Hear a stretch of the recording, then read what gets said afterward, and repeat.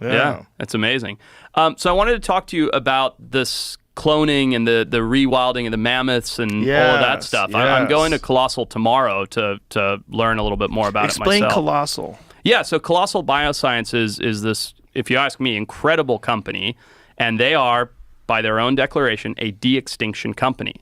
So it's this guy, Ben Lamb, and he's got George Church, who's a world-leading cellular scientist. I don't know the specifics, of de-extinction and cloning and CRISPR and so on and so forth. And they've come together and raised a ton of money, and they are de-extincting animals. And the science is there. Like, it's done. All it took was the money, basically, behind it. And they've put together this incredible Rolodex of scientists and people, and it's real-life Jurassic Park with purpose. Where are they going to put them? So there's a couple different things going on. So the first one they're working on is the woolly mammoth, right? And this isn't just for fun. This has real, important conservation implications, which is really fascinating. But they are planning on starting with, I think, 100 mammoths and putting them in this place called not Pleistocene Park, something like that. This park in Siberia. That they've been doing this experiment on as to what happens when you add megafauna back into the Arctic tundra to offset carbon emissions. Wow. And so they're using what DNA? They're using elephant DNA and mixing it with something else? So it's Indian elephant is the closest living relative to the woolly mammoth. And what does an Indian elephant look like? Is it similar to an elephant? Yeah, it's a smaller. So African elephants are bigger. They have the really big ears. Right. Indian elephants are typically the ones you'd see at the circus, with the pink in the ears, the smaller triangular shaped ears. So just a different species of elephant. And so they're taking Indian elephants and they're using CRISPR technology and they're using existing mammoth DNA and they're making an embryo. And then they're implanting it into the Indian elephant, and 22 months later, an Indian elephant's gestation period, she will give birth to a mammoth. A real mammoth? A real mammoth. So it's not like a hybrid? That's okay. That's a good point. So it is, in the sense of what they do is, if you imagine the DNA of an animal, right? And then you imagine the fragments that are broken out of it, right? What they're doing is they're taking that DNA and I don't understand the cellular side of it very well. This is just my base level understanding of it. I can talk about the conservation side of it, but they're taking that double helix, that DNA, and all those pieces that are missing from the mammoth, they're putting in Indian elephant pieces. So you end up with an animal that is physically and morphologically identical to a mammoth, but has used all of the DNA from the closest living relatives in order to get there. Phew. Boy. And this process, how long does this take?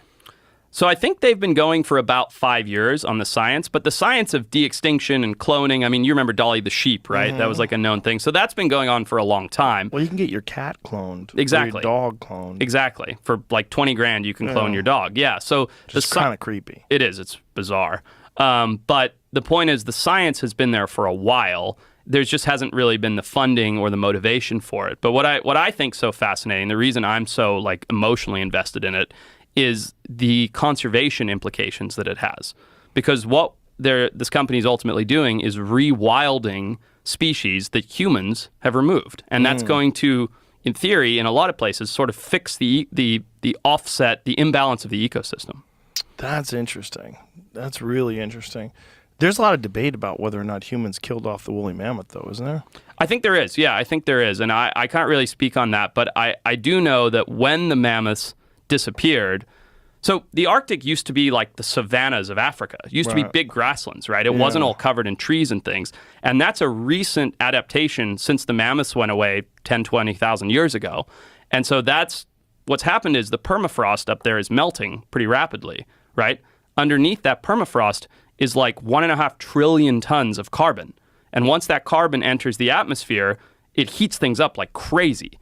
So by removing those mammoths, and I can explain why the mammoths keep it colder, but by removing those mammoths, it's allowing that permafrost to melt much quicker and release more carbon. So the idea from like a financial standpoint of how they make money is the carbon offset of putting mammoths back into the environment. How do they make it colder?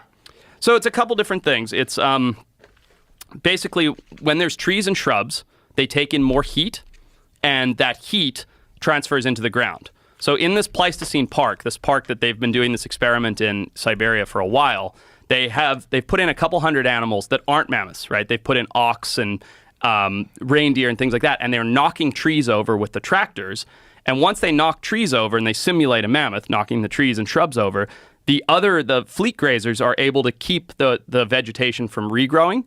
So when the vegetation doesn't regrow, you get all this grassland, and the grassland has snowpack. The snowpack gets stumped, so there's no insulation. It reflects more light. It's like 3 or 4 different processes that make the ground, I think on average, it's like 8 degrees colder. So it keeps things more frozen. So once we removed all the megafauna from the Arctic through hunting or maybe other means, regardless, once they were removed, the Arctic got warmer. The Siberia and Alaska got warmer, and so slowly we're getting more and more carbon emissions from up there. But by putting these animals back, and I just love the idea of going up to the Arctic and it looking like the African savanna, right, with all of these incredible animals. But by putting these animals back, it in theory will make the Arctic colder, slow down the melting of the permafrost, which will in turn trap the carbon for longer in the ground. So they're going to start with the woolly mammoth. Yeah. And what other animals are they thinking about doing this to? So what I know of right now is the woolly mammoth and the thylacine, which is another reason I'm so excited. So they are going to bring back the thylacine. Yeah. And how are they going to do that? So there's, it used to be the quoll, but now it's an animal called a dunnart that's the closest living relative. And so, thylacines were around pretty recently, right? I mean, we're just looking at video of one. Yeah. So they have really good DNA from the thylacine, and then they're going to use the existing DNA from a dunnart, which is a very small marsupial, put them together, remake the thylacine. The only problem is, my understanding is, they cannot use the dunnart for surrogacy because the dunnarts are like this big. So they have to do an artificial womb and all of that. But yeah, I think the technology is there. Artificial womb? Yeah. This sounds like a fucking horror movie. Isn't it crazy we're living in this time? Yeah, it sounds like a horror movie. But it's so insane. Like, even 3 years ago, if you're like, hey, we're bringing animals back, we're going to put mammoths back in the Arctic, you're like, shut up. Like, go put on your tinfoil hat. Like, it's happening. It's when so are they crazy. projecting the first woolly mammoth will be launched? 2024.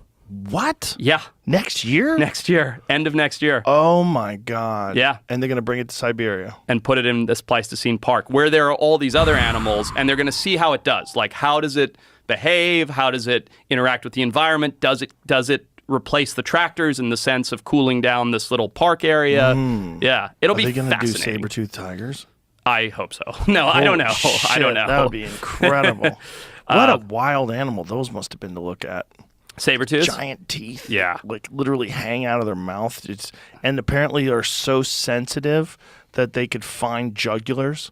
Like with those teeth? Yeah. They could feel the pulsating jugular with their teeth. Just because of the nerve endings in it? I didn't know.